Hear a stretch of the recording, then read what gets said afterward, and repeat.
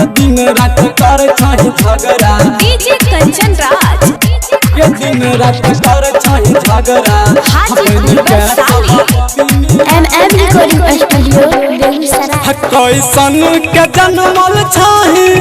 कैसन के जन्मल छही मौगी नाटिनिया के दिन रात कर छही झगड़ा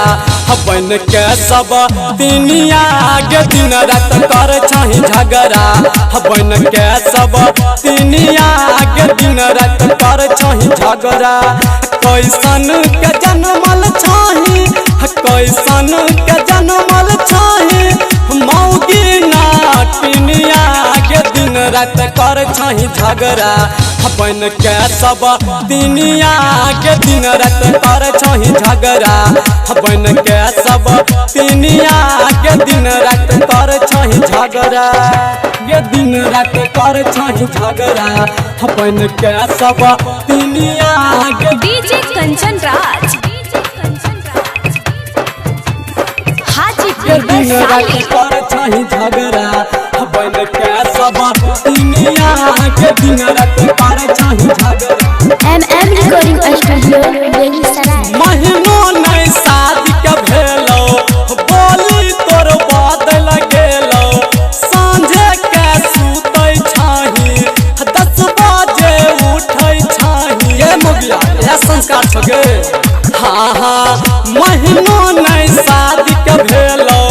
बोली तोर बदल गेलो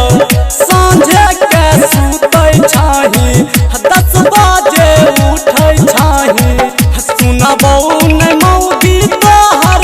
सुनबौ नहीं मौगी तोहर एको गो कहानिया के दिन रात कर छही झगड़ा बन के सब तिनिया के दिन रात कर छही झगड़ा बन के सब तिनिया के दिन रात कर छही झगड़ा ये दिन रात कर छही झगड़ा बन के सब तिनिया के डीजे कंचन राज हाजीपुर ये दिन रात वैशाली कर छही झगड़ा बन के सब तिनिया के दिन रात कर छही झगड़ा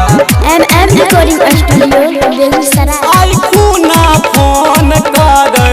छिय तोरा बाप के बुलै छी अगने अगने कह छियौ बाप के आई कहबे करो हाँ आई कुना फोन कर छिय तोरा बाप के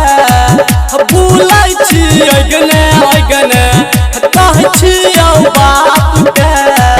लागै छी फागा बन के लागै छी फागा बन के तोरा बहु थुनिया के रात दिन कर छही झगड़ा बन के सब तिनिया के रात दिन कर छही झगड़ा बन के सब तिनिया के दिन रात कर छही झगड़ा की रहक मंच पिजेबे नहीं रहा रिकॉर्डिंग बाय अभिषेक अनुराग।